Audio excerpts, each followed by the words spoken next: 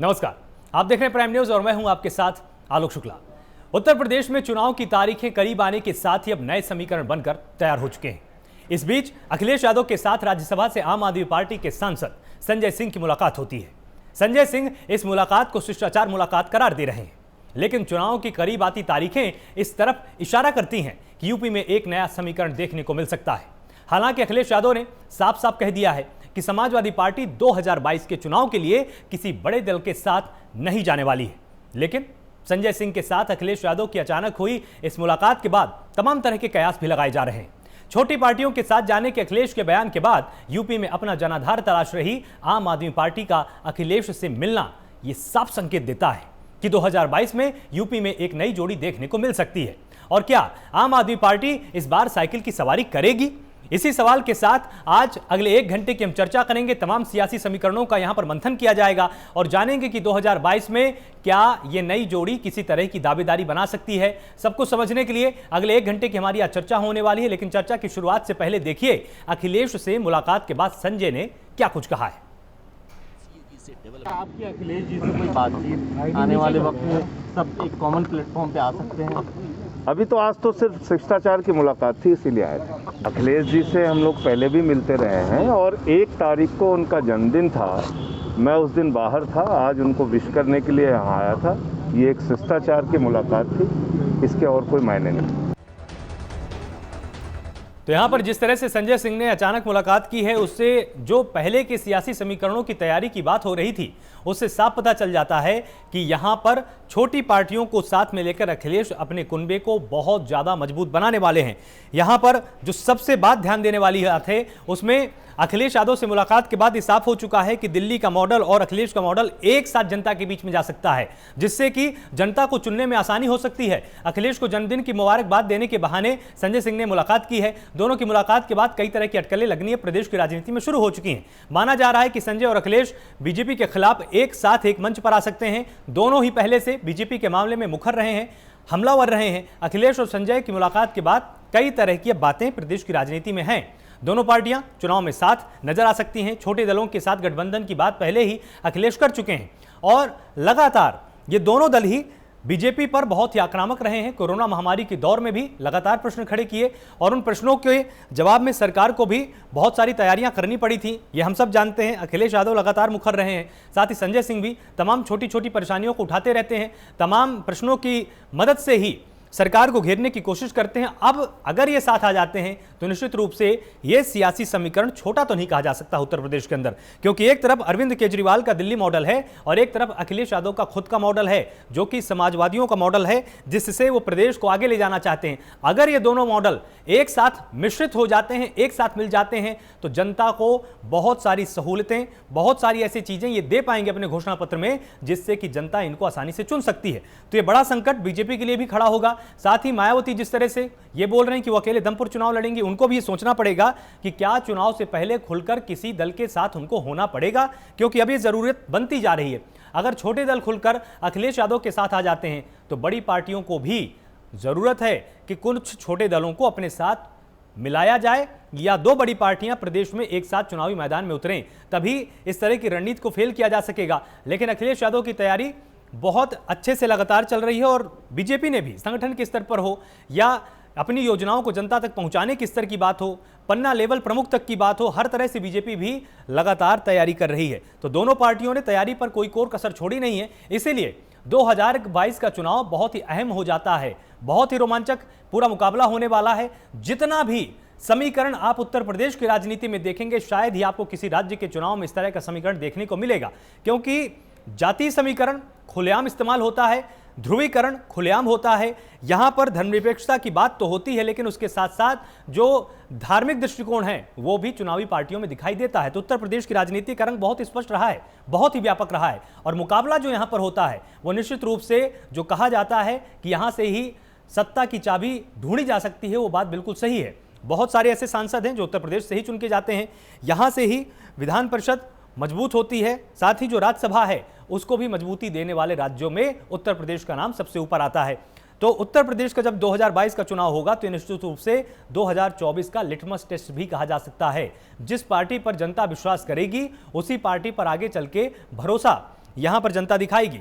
तो अगर दोनों चुनावों को हम अलग करके देखें तो जो राज्य का चुनाव है, 2022 का चुनाव है, वो सपा, बसपा, कांग्रेस और बीजेपी इन दोनों के लिए अहम हो जाता है। लेकिन 2024 के चुनाव के हिसाब से अगर बात करें, 2024 के हिसाब से अगर लिटमस टेस्ट की बात करें तो कांग्रेस और बीजेपी के लिए बहुत जरूरी हो जाता है। दोनों पूरे देश में बहुत बड़ी राष्ट्रीय पार्टियां हैं और दोनों को इसी हिसाब से तैयारी करने की जरूरत है।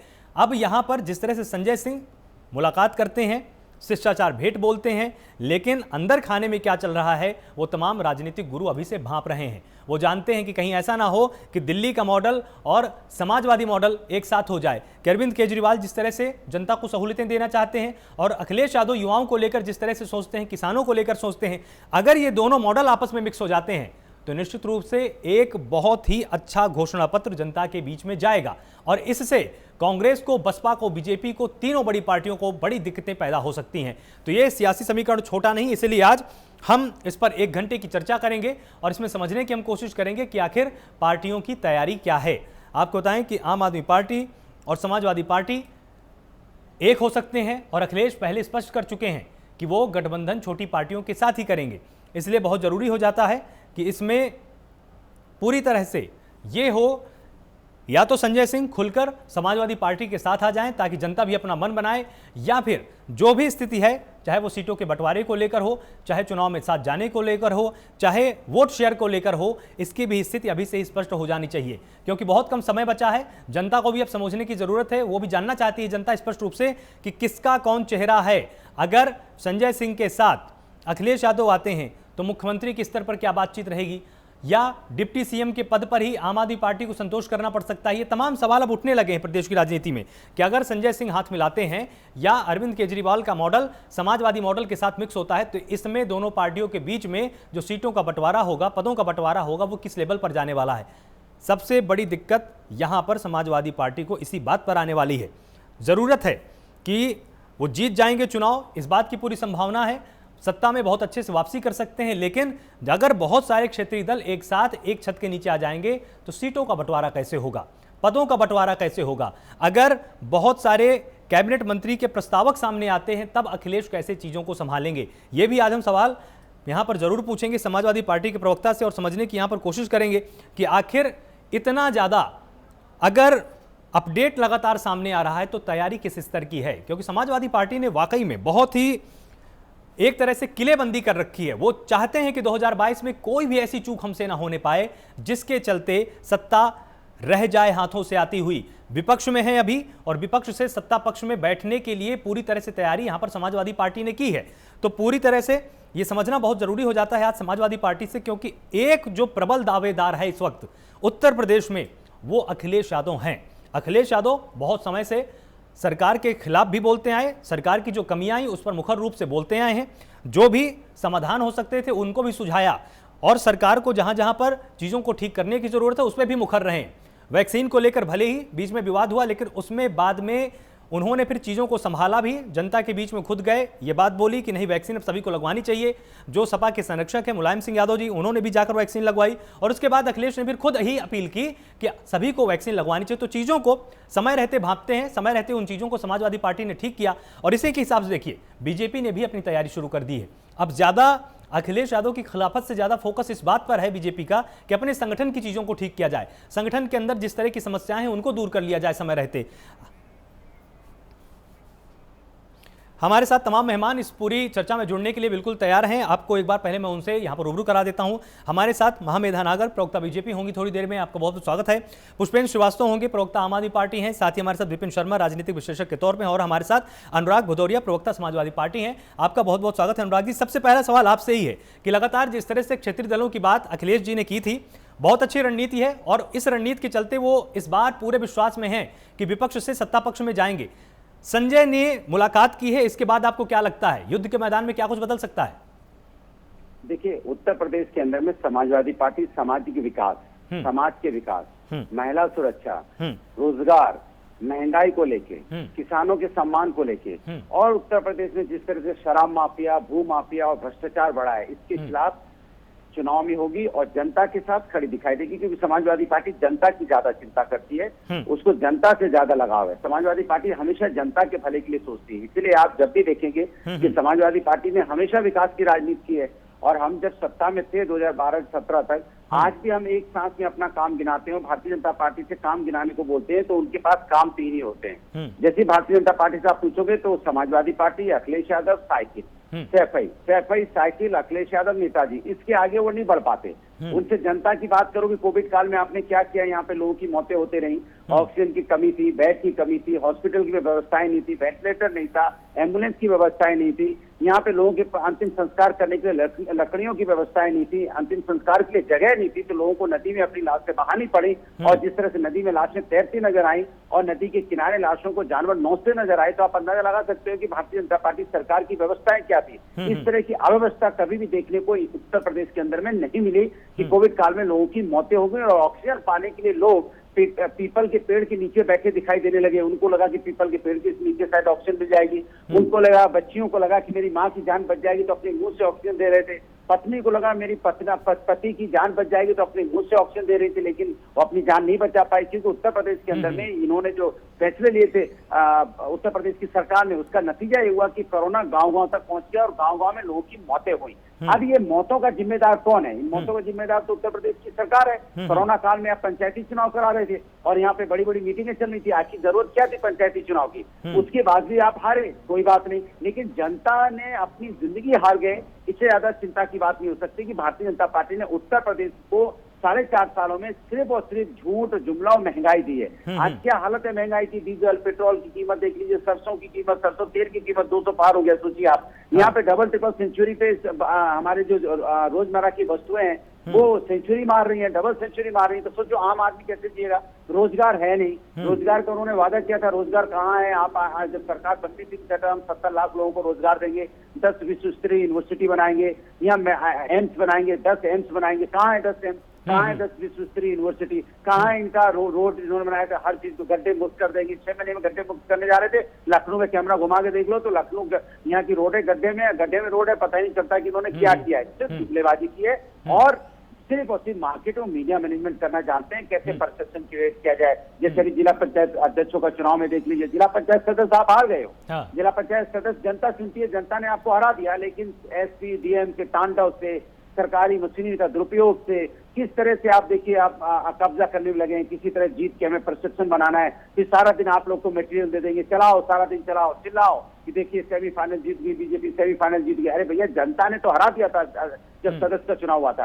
ये जनता नहीं चुनती है, ये तो आप अपनी ताकत और उससे खरीद फरोश और अपनी मनी मसल्स पावर का इस्तेमाल कर रहे हो। जिस तरह से आपने तांडव किया है कि जिस यहाँ पे जो हमारे मेंबर्स थे, मेंबर्स को वहाँ वोट तक जाने नहीं दिया, नॉमिनेशन करने नहीं दिया, उनके पर FIR, बुलडोजर, उनके घरों पे बुलडोजर, उनकी दुकानों पे बुलडोजर, किस तरह से डरा धमका के आपने जो काबिज की है। और डीएम यहाँ बोलते हुए कैमरे में नजर आए हैं कि नहीं भैया आने दो, फिर हम कैमरा हटा के उनको ठीक कर देंगे। सोचो आप, कैमरा हटा के वो यहाँ जीतने की बात करते हैं। तो मुझे लगता है ऐसे अधिकारियों को चुनाव आयोग को भी देखना चाहिए और ऐसे अधिकारी को अधिकारी रहने के योग्य नहीं है। ये अधिकारी के भेष में मुझे लगते हैं माफिया है ये। तो जो अधिकारी के भेष में माफिया है, जो सरकार के कहने पे माफिया और सुपारी जैसा काम कर रहे हैं, सुपारी लेने जैसा, ऐसे लोगों को अधिकारी रहने का ही मुझे लगता है कि इनको अधिकारी रहना नहीं चाहिए। देश को समाज के लिए खतरा है, लोकतंत्र के लिए खतरा है। जो किसी के कहने पे कुछ भी करने को तैयार है, कैमरा हटा के मारपीट करने को तैयार है, उसको सोचे कह रहे हैं हमने तो उसको जिला बदल कर दिया था, फिर जिले में आ कैसे गया? इसके मतलब आपने पहले रणनीति के हिसाब से किया था कि जिले से किसी को भी अब जिला बदल कर देंगे, जो आदमी जिला पंचायत सदस्य जीतेगा वो जिले से बाहर कर देंगे, उस पर कोई एक्ट लगा देंगे कि नहीं भैया ये गुंडा है, ये बदमाश है, मवाली है। कमाल की सरकार है, पहली सरकार ऐसी देखने को मिली जिसने अपने ऊपर से सारे मुकदमे, पहली बार ऐसा देखने का मुकदमे वापस नहीं करने का बिल लाए कि सारे 20,000 लोगों के मुकदमे वापस कर रहे हैं, इंक्लूडिंग मुख्यमंत्री और डिप्टी सीएम और सांसद और विधायकों के ऊपर में। 114 विधायकों पे संगीन मुकदमे वापस करने वाली सरकार। ये सरकार कह रही थी कि हम अपराध मुक्त करेंगे, उत्तर प्रदेश को अपराध युक्त कर दिया। चारों तरफ यहाँ महिलाओं पे अत्याचार, चारों तरफ यहाँ माफिया, यहाँ पे शराब माफिया, भू माफिया, नए नए माफिया पैदा कर दी। उत्तर प्रदेश के अंदर में जंगल राज चल रहा है, उत्तर प्रदेश के अंदर में गुंडा राज है और गुंडे लाने की जरूरत भी नहीं। इन्होंने तो अधिकारियों को ही वो कार्यक्रम दे दिया, कार्यभार दे दिया कि कार्यभार तुम ही संभालो, तुम्हारे पास तो माने लीगली उनको कार्यभार दे दिया। भाई डीएम एसपी आपकी बातों से बिल्कुल एक चीज का बिल्कुल साफ संकेत यहाँ पर मुझको मिल रहा है कि जो ग्राउंड स्तर की समस्याएं हैं उत्तर प्रदेश की, आप उन्हीं मुद्दों के साथ जाने वाले हैं। यहाँ पर एक बात ये ध्यान देने वाली है कि बीजेपी जिन जिन मुद्दों की बात कर रही है वो अक्सर राष्ट्रीय मुद्दे हैं, लेकिन आप यहाँ पर जिन जिन मुद्दों को गिना रहे हैं वो उत्तर प्रदेश से बिल्कुल सीधा संबंध रखते हैं। तो क्या इस मोर्चे पर भी आप ये मानकर चल रहे हैं कि आप बीजेपी से बहुत आगे हैं? देखिए, हमारे मुद्दे समाज से संबंधित हैं। समाज को कैसे हम आगे बढ़ाएं, ये राष्ट्रीय मुद्दा होता है। महंगाई, बेरोजगारी राष्ट्रीय मुद्दा है, लेकिन भारतीय जनता पार्टी के लिए राष्ट्रीय मुद्दा नहीं है, क्योंकि उनको देना ही नहीं है। हाँ। ना उत्तर प्रदेश में देना, न कहीं भी देना है। बेरोजगारी से लोग आत्महत्या कर रहे हैं, राष्ट्रीय मुद्दा नहीं है, यह सामाजिक मुद्दा नहीं है। महंगाई से लोग आत्महत्या कर रहे हैं, डीजल पेट्रोल की कीमत बढ़ रही है, तो ये तो स्थानीय मुद्दा भी है ना। लोगों की रोजमर्रा की डीजल की कीमत बढ़ेगी तो सिंचाई की कीमत बढ़ेगी, यहाँ फसल यहाँ पे वस्तुएं महंगी होगी। फिर रोजमर्रा की तो किसान धरने बैठा है, किसान आत्मसम्मान के लिए लड़ रहा है, लगातार 700 किसानों की मौतें हो गई। ये तो आत्मसम्मान की तो लड़ाई है, और किस चीज की लड़ाई है? हम तो समाज को आगे ले जाने की लड़ाई लड़ रहे हैं। कैसे महिलाओं को सुरक्षा हो, कैसे उनको अपने पैरों पे खड़े, तभी तो हमने लैपटॉप दिया था। इन्होंने लैपटॉप देने की बात की थी, अब तक कहाँ दिया? हमने उनको लैपटॉप दिया था जिससे दुनिया से जुड़े। हमने उनको ग्लोबली जोड़ने की कोशिश की थी। जो 12वीं पास करते बच्चा है, बच्ची है, कम से कम पूरे दुनिया को जाने, अपने आप को दुनिया की स्तर पर लाके खड़ा करे, कैसे वो अपने आप को आगे ले जा सकता है, कैसे वो अपने पैरों पे खड़ा हो सकता है। समाजवादी हमेशा सामाजिक न्याय और समाज को आगे विकास की बात करते हैं, समाज को आगे ले जाने की बात करते हैं। हमने हमेशा विकास की राजनीति की, इसलिए हमारा स्लोगन भी है कि हमारा काम बोलता है। हमने कभी जात धर्म की राजनीति की, जैसे भारतीय जनता पार्टी कर रही है। जब भारतीय जनता पार्टी जात धर्म की बात करने लगे, समझो अब चुनाव आ गया है। भारतीय जनता पार्टी को राष्ट्र से मतलब नहीं है। आज राष्ट्र की हालत क्या है? अगर राष्ट्र की बात कर लें, यही भारतीय जनता पार्टी आने के पहले कहती थी 5 ट्रिलियन इकोनॉमी की बात करती थी, विश्व गुरु की बात करती थी। विश्व गुरु तो छोड़ो, हमारे अगल के पड़ोसी देश से भी मेरी अर्थव्यवस्था टूट गई। अर्थव्यवस्था उनसे, बांग्लादेश से भी हम नीचे चले गए, जिनको हम सुबह शाम को समझते नहीं थे। बांग्लादेश हमसे 20 गुना पीछा था। अब हमसे आज की डेट में बांग्लादेश हमसे आगे निकल गया, श्रीलंका हमसे आगे निकल गया, नेपाल हमें आगे दिखा रहा है। तो हम खड़े कहाँ पे हैं? हमारी स्थिति कहाँ पे है? हम तो इतने मजबूत, हम तो हमारा देश तो इतना मजबूत था, लेकिन भारतीय जनता पार्टी आते ही हमारा देश इतना कमजोर क्यों हो गया? वापस उसी में गोबर लगाने से और गोमूत्र पीने से, यहाँ ताली थाली बजाने से कोरोना भगा रहे थे। सोचो आप, ये हालत आपने उत्तर प्रदेश और देश की कर दी है। देश के अंदर में आज तक कोरोना आपने लाने की, आपने कहा था कि हम वैक्सीन, आपको वैक्सीन समय से मंगवानी चाहिए थी, जो आपने वैक्सीन समय से नहीं मंगवाई। आपके समय वैक्सीन नहीं मंगवाने से आज हिंदुस्तान में वैक्सीन की शॉर्टेज है। ठीक है, आपने बहुत सारी बातें यहाँ पर बोल दी। एक बार अब हम इसमें रिएक्शन ले लेते हैं। अनुराग जी, अब हम यहाँ पर एक बार रिएक्शन ले लेते हैं। हमारे साथ महामेधा नागर हैं, प्रवक्ता बीजेपी हैं। महामेधा नागर जी, बहुत बहुत स्वागत है आपका प्राइम न्यूज पर। इस पर सबसे पहला सवाल ये कि देखिए, अनुराग जी ने क्रमशः बहुत सारी चीजें गिनाई। इनका सीधा सा मानना है कि बहुत सारे ऐसे मुद्दे हैं जिसमें जनता के पास से जाएंगे, जनता को आंकड़ों के हिसाब से समझाएंगे कि सरकार ने पिछले अपने कार्यकाल में ये गलतियां की हैं, यहां पर चूकें हुई हैं, और अगर हमारी पार्टी की सरकार आती है तो हम चीजों को दुरुस्त करेंगे। आपके पास इन सब के विरुद्ध में क्या तैयारी है, क्या रणनीति आपकी रहने वाली है? जी, सबसे पहले तो मैं बहुत ही सीना ठोक करके एक बात बोलना चाहूंगी कि भाजपा की सरकार, ये योगी सरकार जो है, ये ऐसी पहली सरकार है जिसने जो अपने वादे किए थे, जो अपना संकल्प पत्र निकला था, 212 पॉइंट्स हमने जो रेखांकित किए थे कि जिन पर हमारी सरकार काम करेगी, उन 212 में से 210 पॉइंट्स अभी तक कंप्लीट किए जा चुके हैं। उनको आप हमारी अचीवमेंट में काउंट कर सकते हैं, और जो बाकी के बचे हुए 2 काम है वो भी आने वाले समय में चुनाव से पहले करके दिखाएगी ये योगी सरकार। जी,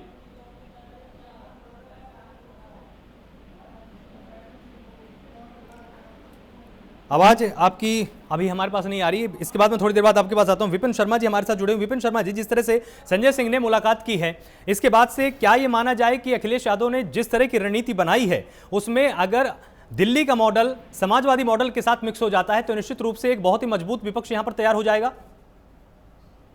देखिए, दोनों पहलू हैं सिक्के के।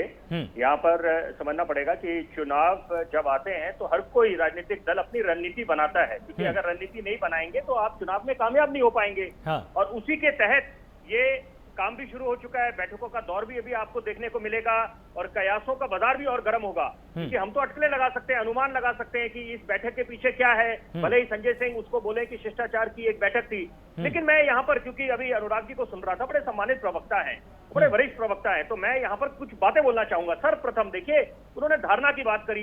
निश्चित बात है, वो धारणा को उन्होंने जो बात करी कि धारणा क्या हिंदुस्तान की बन गई है, लेकिन यहाँ पर दूसरा पहलू ये भी है कि यहाँ पर हिंदुस्तान की धारणा अंतर्राष्ट्रीय पटल पे किसको हक मिलता है कि हम लोग अपने ही देश की छवि को धूमिल करें। यहाँ पर अब आपने दूसरी बात इन्होंने करी ताली थाली की। अरे जनाब, ताली थाली का तो जो बात चली थी, प्रधानमंत्री ने अपने लिए नहीं बोला था, वो बोला था कि उन महान योद्धाओं के लिए, कोरोना योद्धाओं के लिए। बहरहाल, मैं मुद्दे पे आना चाहता हूं कि ये जो बैठक, जो जिस तरह से आपस में इनकी बैठक हुई है, तो उसमें देखिए, क्योंकि चुनाव में हर कोई कसर छोड़ना नहीं चाहेगा, और इस समय 2022 के चुनाव की बहुत अहमियत है यहाँ पर, क्योंकि हमने कोरोना काल में भी जी के देखा, अभी तक देश कोरोना काल से उभर नहीं पाया है, अभी तीसरी लहर की भी आशंका जताई जा रही है। दूसरी लहर जो थी वो तो सुनामी बन के आई, लाशों के अंबार लग गए। और यहाँ पर सरकार की भी कमियां रही, ऐसी कोई इसमें कोई शक शुबा नहीं है, लेकिन केंद्र सरकार, राज्य सरकारों में भी आपस में तालमेल का अभाव था, जिसके कारण एक अगर हम आम प्रवासी मजदूर की बात करें, वो मजबूर हो गए पलायन करने के लिए। तो यहाँ पर अगर जिम्मेदारी बनती है तो सबकी बनती है। फेडरल स्ट्रक्चर है हमारा, फेडरल स्ट्रक्चर के तहत अगर आप बात देखें, केंद्र सरकार ने आजादी दी कि आप अपने तरीके से राज्य सरकारों को कि आप लॉकडाउन की घोषणा कर सकते हैं, वीकेंड कर्फ्यू आपने लॉकडाउन करना है, नाइट कर्फ्यू करने हैं, तो वो थे। लेकिन यहाँ पर चुनौतियों का भरमार है कि आप एक तरफ अगर योगी सरकार की बात करें, वो बोलेंगे हमने इन्वेस्टर समिट करे, लेकिन उनसे सीधा सवाल पूछा जाएगा कि भैया आपने रोजगार कितने दिए, अर्थव्यवस्था। मैं अनुराग भाई से बिल्कुल इत्तेफाक रखूंगा कि जीडीपी के आंकड़े धरातल पे आए हुए हैं कि आपने यहाँ पर दूसरे पैनलिस्ट को मौका नहीं दिया जा रहा है बोलने का। एक बड़ी अहम बात बोलना चाहता हूँ। लाल किले की पवित्र प्राचीर से जब देश के प्रधानमंत्री ने अपना एक सपना साझा करा था कि आने वाले वक्त में हम हिंदुस्तान की इकोनॉमी को $5 ट्रिलियन बनाएंगे, वहां पर तुरंत प्रेरणा लेते हुए, पहल करते हुए, इच्छा शक्ति दिखाते हुए मुख्यमंत्री योगी ने बोला कि उत्तर प्रदेश का योगदान $1 ट्रिलियन होगा। तो देखिए, वो अगर अच्छी बात है तो अच्छी बात है, वो कितना अमल होगा। सरकार की महत्वाकांक्षी योजना है make in India, skill India, digital India. लेकिन इस समय सरकार को एक बात, मोदी सरकार को, योगी सरकार को एक बात का संज्ञान लेना पड़ेगा कि ये 2019 नहीं है। 2019 को निश्चित बात है समाजवादी पार्टी, बहुजन समाजवादी पार्टी, सबने गठबंधन करा, महागठबंधन करा, लेकिन यहाँ पर वो भी क्या नतीजे निकले वो भी सबके सामने है। लेकिन अगर ये आम आदमी पार्टी की बात कर रहे हैं हम लोग कि आम आदमी पार्टी का अगर गठबंधन होता है समाजवादी पार्टी से, उसके क्या मायने होंगे, क्योंकि जिस तरीके से, जिस रफ्तार से आप अगर आम आदमी पार्टी की खासतौर पे बात करें, पंजाब में, उत्तराखंड में, और जो टक्कर देने जा रहे हैं भाजपा को, क्योंकि अभी पंजाब में भाजपा तो मैदान में नहीं होगी, टक्कर होगी तो आप खुद समझ सकते हैं कि कांग्रेस और आम आदमी पार्टी की होगी। उसी तरह से उत्तराखंड में जिस तरह से बड़ी मजबूत दावेदारी दिखा रहे हैं यहाँ पर आम आदमी पार्टी, तो वो ये, और अब उत्तर प्रदेश की तरफ रुख कर रहे हैं, जिस तरह से बिल्कुल साफ कर दिया उन्होंने आम आदमी पार्टी ने कि हम लोग अब उत्तर प्रदेश में पूरे बढ़ चढ़ के चुनाव की प्रक्रिया में हिस्सा लेंगे और अपने उम्मीदवार खड़े करेंगे। तो यहाँ पर इसको जवाब ले लेते हैं। अनुराग जी हमारे साथ जुड़े हुए हैं। विपिन जी, जितने आपने सवाल पूछे इनका हम जवाब अनुराग जी से हम यहाँ पर ले लेते हैं। अनुराग जी, इनका सीधा सा कहना है कि आपने प्रश्न तो उठा दिए, लेकिन निश्चित रूप से बहुत सारे ऐसे प्रश्न थे जिनमें आपको विचार करना चाहिए। इनका कहना है कि ये सारे के सारे प्रश्न बिल्कुल ठीक भी नहीं थे।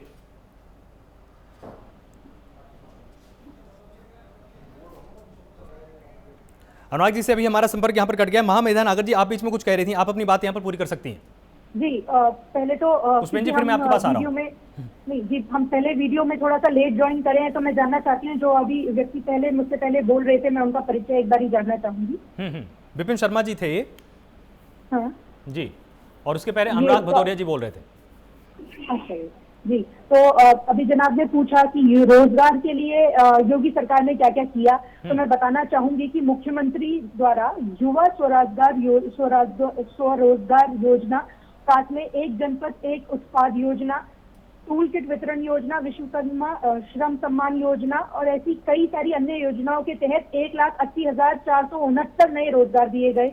नोएडा में पहला, उत्तर भारत का पहला स्टेट डेटा सेंटर बनाया जा रहा है, जिसमें 75 लाख से अधिक नए रोजगार युवाओं को दिए जाएंगे। उसके साथ ही साथ में सैमसंग की मोबाइल यूनिट नोएडा के अंदर सेटअप की गई है, जिसके द्वारा भी लाखों नए रोजगार उत्पन्न होंगे युवाओं के लिए। और ऐसी कई सारी योजनाएं हैं, चाहे वो अभी हमारा जो नया कॉरिडोर बन रहा है, डिफेंस मैन्युफैक्चरिंग कॉरिडोर बन रहा है, उसके माध्यम से भी 5 लाख नए रोजगार उत्पन्न होंगे। अभी कल रात या कल शाम में ही आपने देखा होगा कि 4 लाख नई नियुक्तियों के पद, वो उनकी नियुक्ति पत्र जो है वो मुख्यमंत्री द्वारा आवंटित करे गए।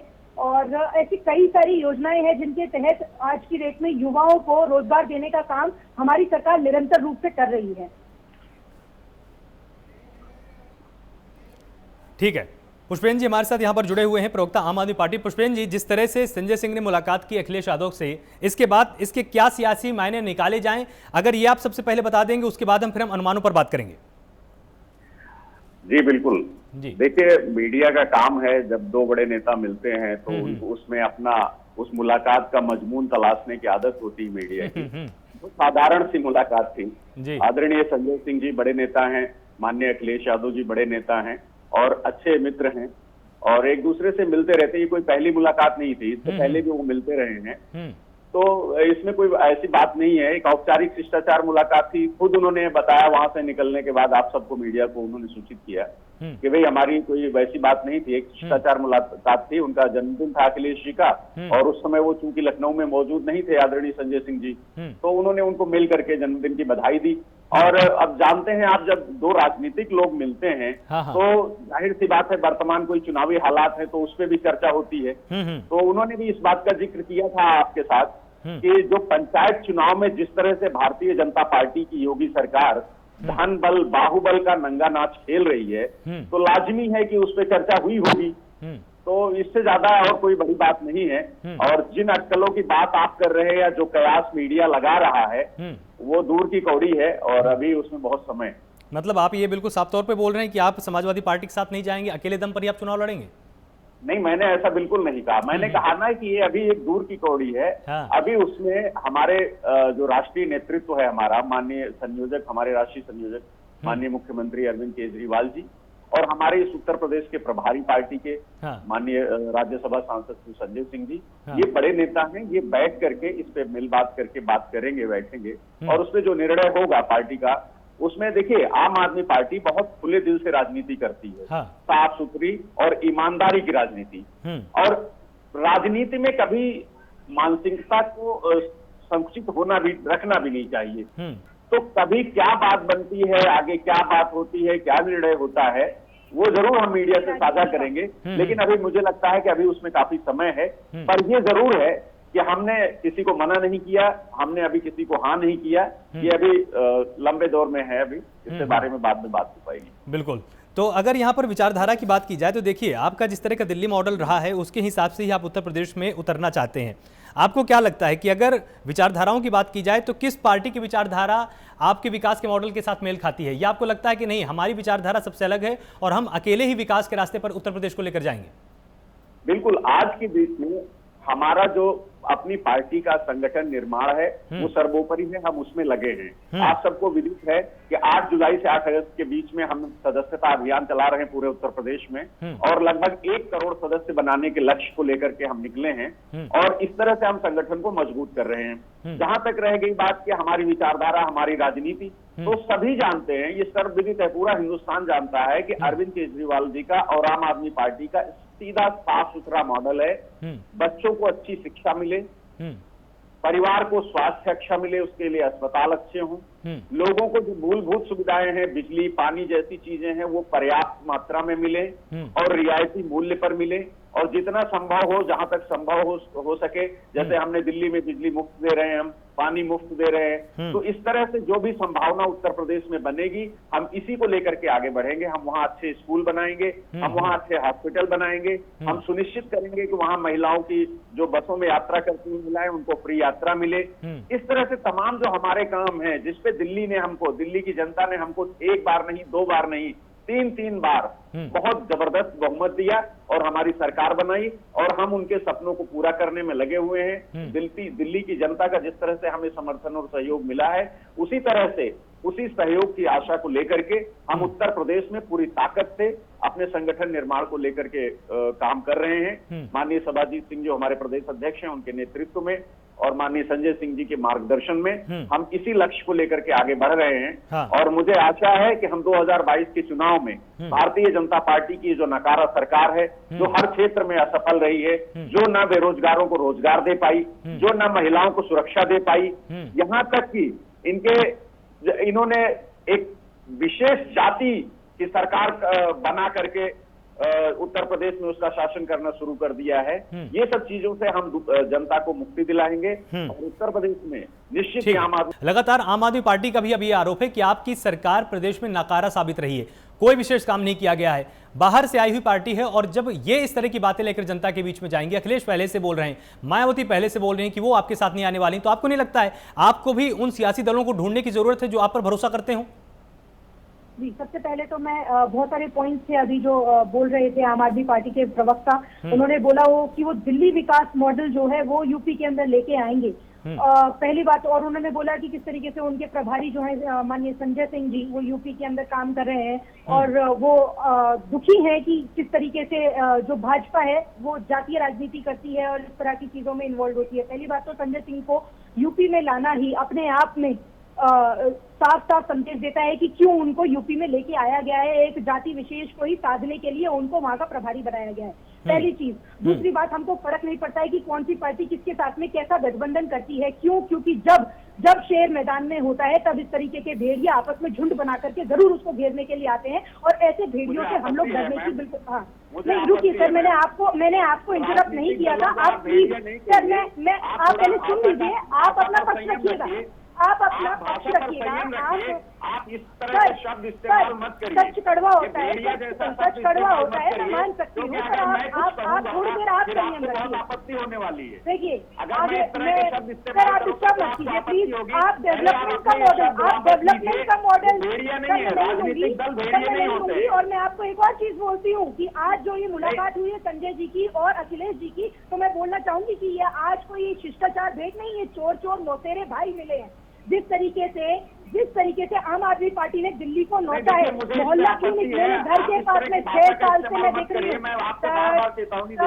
मैं और सौम्यता से आपके साथ क्लियर करती हूँ, जिस तरीके से मोहल्ला क्लिनिक, आप महिला हैं, मैं आपका सम्मान करता हूँ, लेकिन आपने किसी की गलत भाषा को मैं बर्दाश्त नहीं करूंगा। प्लीज आप भेड़िया गलत नहीं बोला है, मैंने कुछ गलत नहीं बोली है। मत करिए। महामेधा सर जी, आप महिला है, आपका सम्मान है। महामेधा जी, व्यक्तिगत मत होइए, आप बोलने दीजिए, व्यक्तिगत मत होइए, व्यक्तिगत मत होइए। ऐसी भाषा का इस्तेमाल करेंगे तो मैं बिल्कुल नहीं, भाषा यहाँ पर बिल्कुल शालीन रखिए, क्योंकि पूरा देश आपको देख रहा है, पूरा देश आपको देख रहा है इस वक्त। भाषा की शालीनता को यहाँ पर बना के रखिए।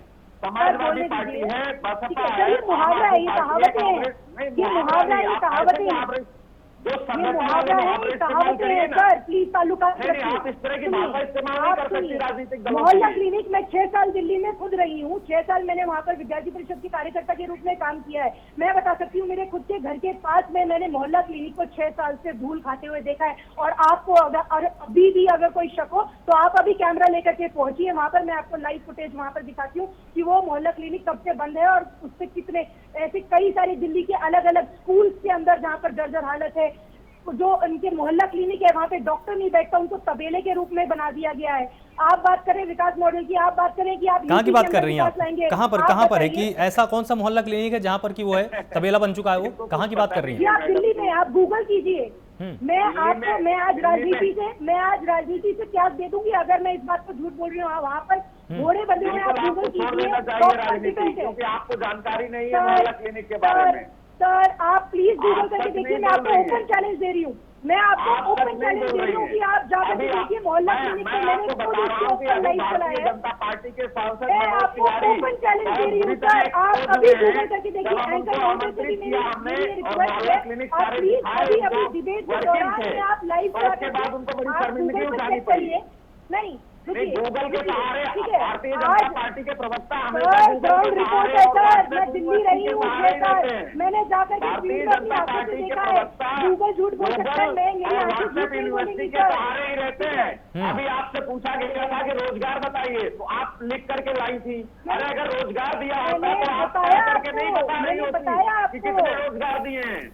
आपको आंकड़े आपकी जरूरत होने चाहिए, लिख के लाने की जरूरत नहीं पड़ती। आज रोजगार की स्थिति है, राजधानी लखनऊ में ही अभ्यर्थी धरने पर बैठे हुए हैं और पुलिस उन पर लाठीचार्ज कर रही है और हमें मजबूर होकर के आम आदमी पार्टी की छात्र इकाई को पुष्पेन जी एक सेकंड, पुष्पेन जी इनकी पहले आप बात एक बार पूरी आ जाने दीजिए, फिर मैं आपके पास आऊंगा। आप फिर क्रमशः फिर आप उसका खंडन कर दीजिएगा। इस तरह में क्या हो रहा है ना, देखिए पुष्पेन जी आपकी बात आ रही है और ना ही इनकी बात समझ में आ रही है, और पूरा देश आपको इस वक्त देख रहा है। पहले मेधा जी की आप पहले बात आ जाने दीजिए। मेधा जी पहले आप अपनी बात पूरी कीजिए। लेकिन सच बोले, ठीक है, बोलने दीजिए ना, अभी सच बोले झूठ बोले छोड़ दीजिए इनके ऊपर। अब वो यूपी के अंदर आए हैं यूपी को नोचने के लिए, ठीक है। जब आप बात कर रहे हैं, मैंने आपको ये जो कहावत कही थी कि चोर चोर मौसेरे भाई, मैं इससे जो मेरा तात्पर्य है वो ये है कि क्या किसको नहीं पता है कि समाजवादी पार्टी के कार्यकाल के दौरान में यूपी में किस तरीके का गुंडाराज बढ़ा, किस तरीके से लोकतांत्रिक हत्या करी गई, उसके बावजूद जितना आप अपने आप को स्पष्ट छवि वाला आम आदमी पार्टी बताती है, उसके बावजूद भी अगर आप जाकर के एक ऐसी पार्टी के मुखिया से शिष्टाचार भेंट करते हैं जिसमें सिर्फ और सिर्फ गुंडा राज को प्रदेश के अंदर बढ़ावा दिया, लोकतांत्रिक हत्या करी, सिर्फ और सिर्फ प्रशासनिक पदाधिकारियों को दबाने की कोशिश करी अपने पूरे कार्यखंड में, तो उसके बावजूद अगर आप एक ऐसी पार्टी के साथ में जाते हैं तो ये आपके भी चरित्र का प्रमाण देता है। पहली चीज, आप आम आदमी पार्टी के, मैं कुछ लोगों के बारे में बात करना चाहूंगी, 50% मिनिमम ऑफ 50% ऑफ योर आम आदमी पार्टी MLAs, ताहिर हुसैन, अमानतुल्लाह खान, जितेंद्र सिंह, संदीप, ये आपके संदीप कुमार हैं, सोमनाथ भारती हैं, ठीक है, दिनेश मोहनिया, इन पे कैसे कैसे चार्जेस हैं। क्या आप नया समाजवादी पार्टी जैसा, आम आदमी पार्टी दिल्ली जैसा मॉडल लेकर के यूपी आने की कोशिश में है? तो मैं आपसे फिर से रिक्वेस्ट करना चाहूंगी कि प्लीज अपने इन पॉलिटिकल एलिमेंट्स को आप हमारे उत्तर प्रदेश में ना लेके आए। आप दिल्ली में है, दिल्ली तक ही सीमित रहे। ठीक है, अब आप यहाँ पर जवाब दीजिए। इन्होंने जो आपके ऊपर अब आरोप प्रत्यारोप लगाए, अब इसका खंडन आप यहाँ पर कर सकते हैं। अब मेधा जी, अब आप यहाँ पर कम से कम सुनिएगा थोड़ा धीरज के साथ। बिल्कुल। बोले पुष्पेंद्र जी। देखिए महामेधा जी, पहली बात तो महामेधा जी को जानकारी नहीं कि ताहिर हुसैन कभी विधायक नहीं रहे दिल्ली के, और हमारे पार्टी के कभी विधायक नहीं रहे। बाकी जिन लोगों का नाम ले रही हैं वो सब साफ सुथरे लोग हैं और अपनी पार्टी के लोग हैं। सर आप सबसे पहले जाकर आप सुन लीजिए, उनके कोई आरोप नहीं है और बाकायदा कोई 2 बार कोई 3 बार से MLA चुना गया है। अगर इस तरह की कोई बात होती तो दिल्ली की जनता उनको दोबारा नहीं चुनती, पहली बात। दूसरी चीज, आप कह रही हैं कि हम समाजवादी पार्टी के लोगों से मिल रहे हैं और समाजवादी पार्टी के लोग ऐसे हैं वैसे हैं, तो मैं समाजवादी पार्टी की ओर से तो कोई सफाई नहीं दूंगा, उसके लिए समाजवादी पार्टी के प्रवक्ता बैठे हैं, वो आपको उसका जवाब देंगे। लेकिन जहां तक हमारी मिलने की बात है, तो आम आदमी पार्टी एक राजनीतिक पार्टी है और उसके नेता अगर एक राजनीतिज्ञ दूसरे राजनीतिज्ञ से मिलता है, भारतीय जनता पार्टी के लोग तो महबूबा मुफ्ती से जाकर के मिल लेते हैं, उनके साथ सरकार बना लेते हैं, जो आतंकवादियों का समर्थन करती है जो पार्टी। अखिलेश यादव तो कोई महबूबा मुफ्ती वाले दल से नहीं है ना, वो तो उत्तर प्रदेश के मुख्यमंत्री रहे हैं 5 साल, उत्तर प्रदेश के नेता हैं, वो राजनीति करते हैं। तो उनसे अगर संजय सिंह जी मुलाकात करते हैं, इसमें आपके पेट में दर्द क्यों हो रहा है? भाई 2 राजनीतिक लोग अगर एक शिष्टाचार मुलाकात कर रहे हैं, वो जन्मदिन की बधाई दे रहे हैं, या बैठ करके वहां कोई, जब 2 राजनीतिक व्यक्ति बैठते हैं तो जाहिर सी बात है राजनीतिक गुफ्तगू भी होती है। इसमें आपके पेट में क्यों दर्द हो रहा है? आपको क्यों तकलीफ हो रही है? रह गई बात जो आम आदमी पार्टी की आप बात कर रही हैं कि मोहल्ला क्लिनिक की, अभी थोड़े दिन पहले, मुश्किल से 15-20 दिन पहले की बात है, एक टेलीविजन डिबेट के दौरान मनोज तिवारी जो भारतीय जनता पार्टी के दिल्ली में सांसद हैं, उन्होंने चैलेंज कर दिया था, उनको बुला करके एक मोहल्ला क्लिनिक दिखाया कि देखिए किस तरह से रन करता है, और कोरोना काल के दौरान भी किस तरह से जनता की सेवा की, लोगों का इलाज किया, और जो उसका टाइमिंग है सुबह 8 बजे से लेकर के 3 बजे तक, उस दौरान खुला रहा और पूरा काम करता रहा। हमने लाइव दिखाया और तब जाकर के मनोज तिवारी को शर्मिंदगी महसूस हुई। तो आपको जब दिल्ली के बारे में जानकारी नहीं है, तो मैं आपसे यही प्रार्थना करूंगा कि कम से कम मैं 6 साल से दिल्ली में हूँ सर, ये मेरा 7वां साल है दिल्ली में रहते हुए। मेरा गृह जनपद गाजियाबाद है जो कि दिल्ली से सटा हुआ है, मेरा गृह जनपद गाजियाबाद है जो कि दिल्ली से सटा हुआ है। तो आप दिल्ली की जानकारी मुझे ना दें, दिल्ली की नॉलेज आप मुझे नहीं, आप मुझे। चलिए ठीक है, आप दोनों के पास मैं आता हूँ थोड़ी देर में। विपिन जी हमारे साथ लगातार जुड़े हुए। विपिन जी ठीक है, आता हूँ। पुष्पेंद्र जी मैं आपके पास आता हूँ। 1 सेकंड, आपने जो ये प्रश्न उठाया ना, आपने जो यहाँ पर ये प्रश्न खड़ा किया कि शिष्टाचार मुलाकात थी, आखिर इसके बाद राजनीति में इतनी ज्यादा गर्माहट क्यों है? विपिन जी, जिस तरह से संजय सिंह जाते हैं, मुलाकात करते हैं, शिष्टाचार मुलाकात की बात बाद में कह दी जाती है, आपको लगता है कि अगर दोनों दल एक साथ मिल पाते हैं इससे पार्टी का ज्यादा फायदा होगा? और इससे फायदा किसको होगा, आम आदमी पार्टी को कि समाजवादी पार्टी को? क्योंकि देखिए सपना दोनों का वही है कि हमको सत्ता पक्ष में बराबर की हिस्सेदारी रखनी है, हमको सबसे ऊपर रहना है। अखिलेश यादव किस तरह से समझौता तो करने वाले हैं नहीं, अगर वो चुनाव लड़ेंगे तो मुख्यमंत्री ही बनेंगे, इससे तो वो समझौता नहीं करेंगे। तो अगर आम आदमी पार्टी साथ में जाती है तो उसको कहां पर समझौता करना पड़ेगा और इसमें फायदा नुकसान किसका ज्यादा है? 2 बातें आपके इस प्रश्न के जवाब में मैं 2 बातें बोलना चाहूंगा। पहली बात की शिष्टाचार की भले ही बात संजय सिंह कर रहे हैं, तो यहाँ पर हम खुद से देख रहे हैं कोरोना काल में हम लोग जी रहे हैं, क्योंकि वो लॉकडाउन खुल गया है वो अलग बात है, लेकिन यहाँ पर ये बोले कि हम जन्मदिन की बधाई देने गए हैं। आजकल अब वो वाली रिवायत रही नहीं अभी कोरोना, क्योंकि ये साल जब शिक्षा के मंदिर बंद है इस समय वीडियो कॉल कर लेते हैं, यहाँ पर सही बात है। एहतियात बढ़ता जा रहा है, तो हम ये बोले, ये समझे कि वहां पर सिर्फ जन्मदिन की मुबारकबाद देने कोई गया है, वो बात गले उतरेगी नहीं। बहरहाल हर किसी को अपना हक है, अगर वो उनकी मित्रता है, उनको शुभकामनाएं देने गए तो बिल्कुल वो स्वागत योग्य है। लेकिन यहाँ पर ये समझना पड़ेगा कि दोनों में अंतर है, समाजवादी पार्टी में और आम आदमी पार्टी में। आज आम आदमी पार्टी की जो महत्वाकांक्षाएं हैं इस समय वो अलग हैं। वो अपने आप को एक राष्ट्रीय स्तर पे उभारना चाहते हैं कि आप देखें जैसे पंजाब में अब बढ़ चढ़कर वो चुनाव में भाग लेने जा रहे हैं और बहुत कांटे की टक्कर देने वाले हैं इस समय। और कुछ नहीं कह सकते कि वो क्या पता वो सरकार वहां पर बना ले। और यहाँ पर उसी तरह से आप उत्तराखंड की बात करें, उत्तराखंड में बिल्कुल उन्होंने साफ कर दिया कि यहाँ पर भाजपा की सरकार विफल रही और हम लोग अपना जो पुराने जो फौजी हैं उनको उतारेंगे सामने मुख्यमंत्री के सामने। तो यहाँ पर अब और बार बार वो आरोप लगा रहे हैं कि इतने 6 महीने में 3 मुख्यमंत्री बदल दिए भाजपा ने, जो वायदे करे थे सड़कों को लेकर, स्वास्थ्य व्यवस्था को लेकर, शिक्षा को लेकर। लेकिन यहाँ पर सिक्के का दूसरा पहलू यह है कि आम आदमी पार्टी का जो आधार है कि आप बार बार फ्रीबी कल्चर की बात करते हैं। और मैं बिल्कुल एक बात, अभी मेरे पहले जो सम्मानित प्रवक्ता बैठे थे आम आदमी पार्टी के, मैं उनकी जानकारी की एक बात बताना चाहता हूं। 1998 से लेकर 2013 तक जब दिल्ली की मुख्यमंत्री शीला दीक्षित होती थी, अधिकतर कार्य जो विकास के हुए वो श्रेय उनकी सरकार को जाता है और वो श्रेय भी लेती थी, श्रेय के लिए भी तैयार थी। और अगर कोई विफलता होती थी, उनकी सरकार अगर किसी मुद्दे पे विफल होती थी, उसका भी वो श्रेय लेने को तैयार थी कि निश्चित बात है कि ये हमारी कमी पेशी रह गई है। तो नेता की अपेक्षा वो करी जाती है। और यहाँ पर एक बड़ी अहम बात मैं इस चर्चा में बोलना चाहता हूँ कि यहाँ पर देखिए पूरा देश हमारा, पूरा देश, धैर्य रखिए भाई साहब एक मिनट, पूरा जब आप लोग बोल रहे थे मैं बीच में बोला नहीं, मैं ये बात बोलना चाहूंगा यहाँ पर रणनीति की बहुत अहमियत है। यहाँ पर भाजपा को भी अपने जो उनका खुद का जो घर है उसको सही करना पड़ेगा कि आपस में ऐसे ना हो कि जैसे दिल्ली में हुआ। मैं दिल्ली का उदाहरण देना चाहूंगा क्योंकि आप बार बार दिल्ली के उस मॉडल की बात कर रहे हैं कि यहाँ पर राजधानी के, तो यहाँ पर दिल्ली में क्या हुआ था, किरण बेदी बहुत बढ़िया पुलिस अफसर रही हैं अपने कार्यकाल में,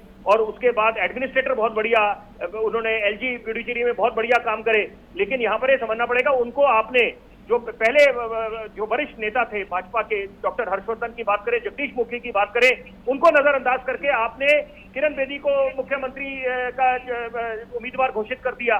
तो ये बातें खुद भाजपा के कार्यकर्ता नाराज हो गए थे और आपने खुद नतीजा देखा कि कैसे आम आदमी पार्टी को प्रचंड बहुमत मिला, उसका फायदा आम आदमी पार्टी को मिला।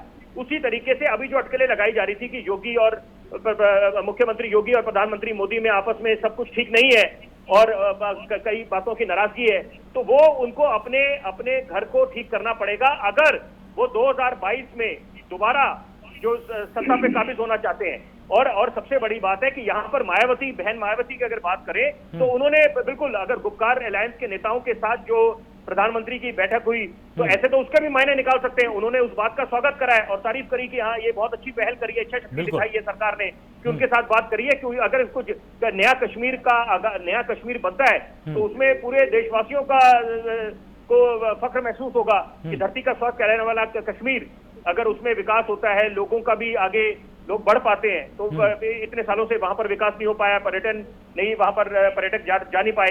तो यहाँ पर अच्छी बात है कि अभी लेकिन ये जो बातें करना कि यहाँ पर जिस तरह से ओपी राजभर ने बोला कि 5 सालों में हम लोग 5 मुख्यमंत्री बनाएंगे, तो ये मुझे लगता है जनता स्वीकार नहीं करेगी। क्योंकि जनता ने, मैं एक आखिरी बात बोलना चाहूंगा, 2017 के जो राज्य चुनाव थे विधानसभा के और 2019 का लोकसभा का जो चुनाव हुआ था, उत्तर प्रदेश की जनता ने एक नया ट्रेंड आगे लेके आए जब उन्होंने जाति धर्म इन सब चीजों को नजरअंदाज करते हुए अपना बेशकीमती वोट विकास को दिया।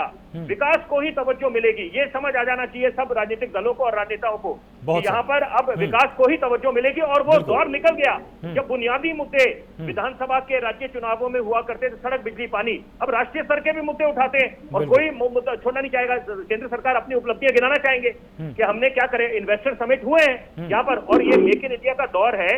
अगर कोई नए उद्योग लगते हैं यहाँ पर, बाकी बाहर जी हाँ अपनी बात रखिए पुष्पेन जी।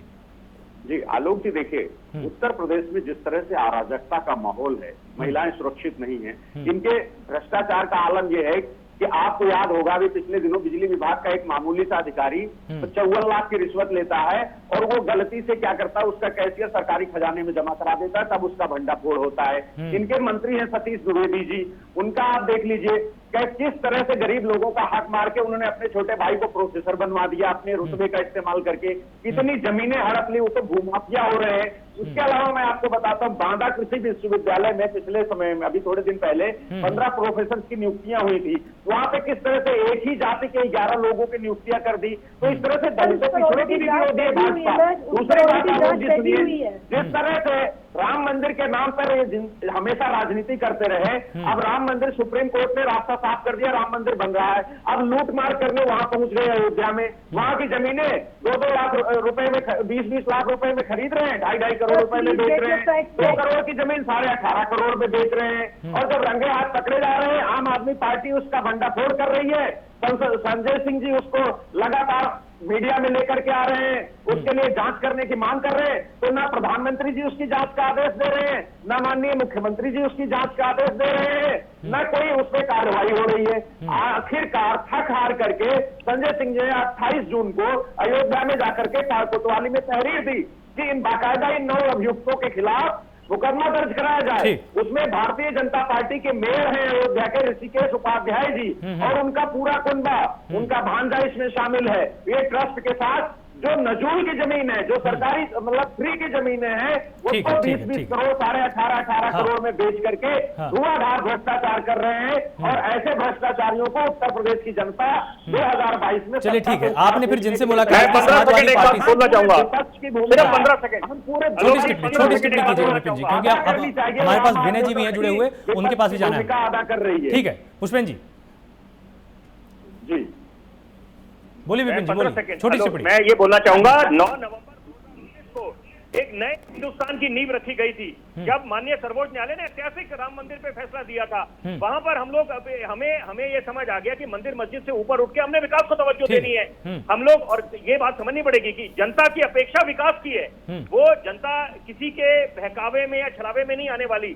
जनता जनार्दन है, ये सब जानती है पब्लिक कि वो कौन विकास कर सकता है, कौन नहीं कर सकता। बहरहाल मुद्दा यह है कि विवाद मजबूत भी होना चाहिए, उसको कमियां निकालनी चाहिए। पुष्पेन जी मैं आ रहा हूं, मैं आपके पास आ रहा हूं, ठीक है विपिन जी, पुष्पेन जी मैं आपके पास आ रहा हूं, एक सेकंड। हमारे साथ विनय जी भी जुड़े हुए हैं। पुष्पेन जी एक सेकंड, पुष्पेन जी एक सेकंड, विनय जी हमारे साथ जुड़े हुए हैं, प्रवक्ता हैं समाजवादी पार्टी के। विनय जी बहुत बहुत स्वागत है आपका। निश्चित रूप से जिस तरह से संजय सिंह ने मुलाकात की है उसके तमाम सियासी मायने तो अब उत्तर प्रदेश में निकाले जाएंगे, लेकिन आप जानते हैं कि दोनों पार्टियों की विचारधारा अलग है, दोनों पार्टियों का जो रोड मैप है वो भी काफी अलग है, आपके मॉडल्स भी काफी अलग हैं। क्या आप एक ही छत के नीचे एक तरह से जब 2022 का चुनाव होगा तो विधानसभा सीटों में भी आप सामंजस्य आप बनाकर रख पाएंगे अगर आपका गठबंधन होता है तो?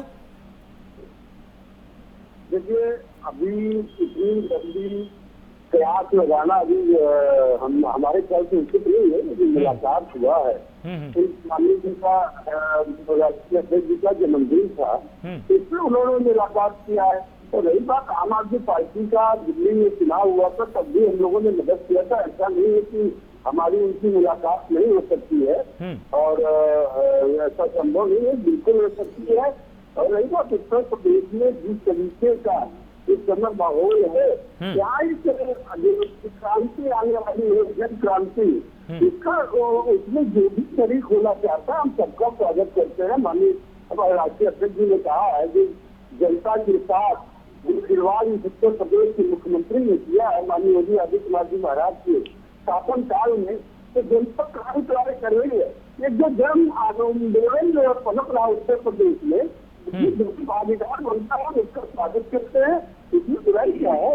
आप मुफ्ती मोहम्मद महबूबा शहीद से मिल सकते हैं, अल्लाह से मिलन कर सकते हैं। उत्तर प्रदेश दिल्ली में जिसकी सरकार है हमारे बगल में है, क्या हम इस पार्टी के किसी व्यक्ति से मिल भी नहीं सकते हैं? आप कहीं भी जा सकते हैं, बिरयानी खा के आ सकते हैं, तो क्या यहाँ के जो सम्मानित पार्टी है उससे मिलने में क्या हमें पड़ेगा? नहीं, मिलने पर तो किसी को कोई आपत्ति है ही नहीं। लगातार पत्रकारों की रुचि अब इस चीज में है कि अब ये मुलाकातों का सिलसिला कहाँ तक पहुंच सकता है। समय आएगा तो सबको पता चलेगा। क्योंकि ये प्रश्न इसलिए आपके लिए ज्यादा जरूरी नहीं, देखिए ये प्रश्न जरूरी क्यों है? ये प्रश्न जरूरी इसलिए है कि अगर बहुत सारे क्षेत्रीय दलों को आप एक साथ एक छत के नीचे इकट्ठा करेंगे तो बाद में जब सीटों का बंटवारा होगा, जब मंत्री पदों का बंटवारा होगा, उस समय अखिलेश यादव जी के सामने बहुत सारी समस्याएं आ जाएंगी कि किसको डिप्टी सीएम बनाएं, किसको हम कौन सा प्रभाग दे दें। अखिलेश यादव जी का जो माननीय राष्ट्रीय अध्यक्ष है, उनका एक लेटर रहा, वो एक संघर्ष से आए हुए हैं।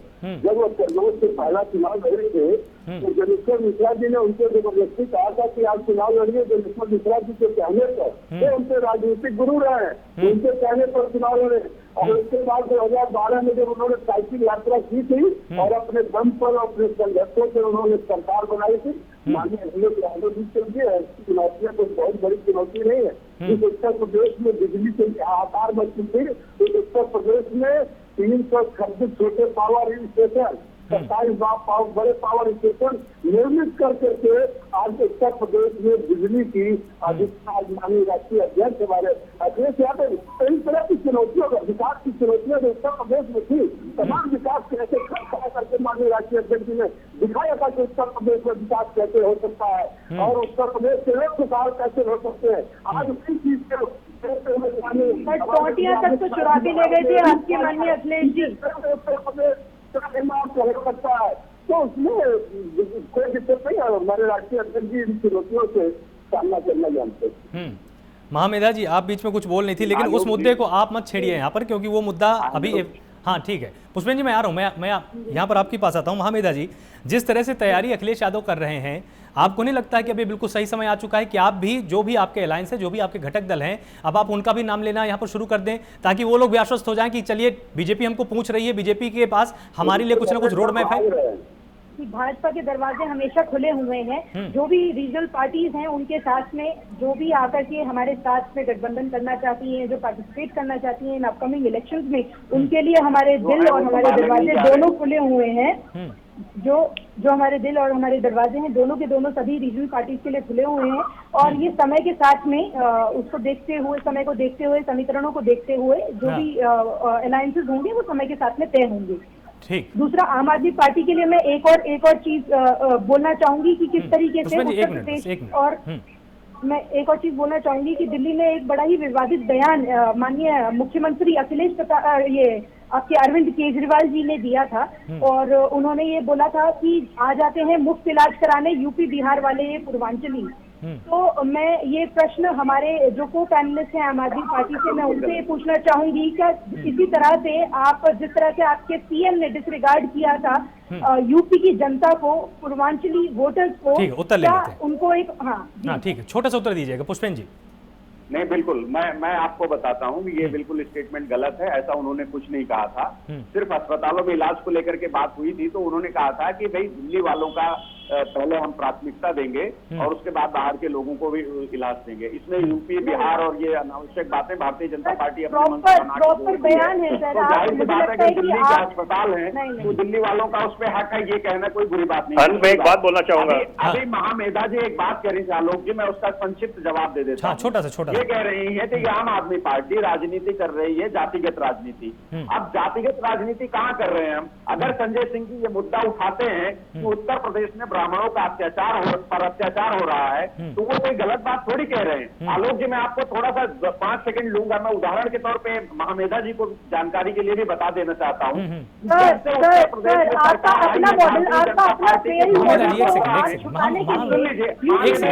महामेधा जी एक सेकंड बोले दीजिए, बस उनको। महामेधा जी सुन लीजिए, उसके बाद आप जवाब दीजिए। आप इस बात को मानते हैं कि नहीं मानते हैं? क्यों केजरीवाल जी बैठा हूँ महामेधा जी, भरोसा रखिए आप मुझ पर भी। महामेधा जी, अगर ये कुछ गलत अगर फैक्ट रखेंगे तो मैं हूं ना फिर उसके लिए यहाँ पर बैठा हुआ। हाँ आप बोलिए।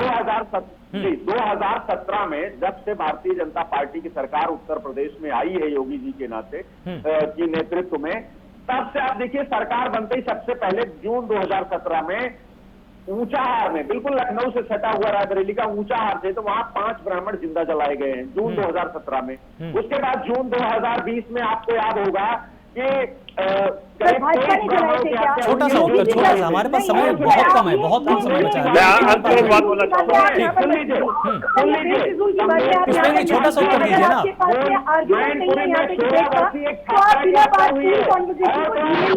चलिए ठीक है, आपकी बात का सेंस आ गया यहाँ पर, आपकी बात का पुष्पेंद्र जी सेंस आ गया कि आप ये कहना चाहते हैं कि जब से सरकार आई तब से ब्राह्मणों पर अत्याचार बढ़ा है। विपिन जी, आप कुछ कहना चाहते हैं बीच में, बोलिए। मैं अंत में बस एक बात बोलना चाहता हूँ।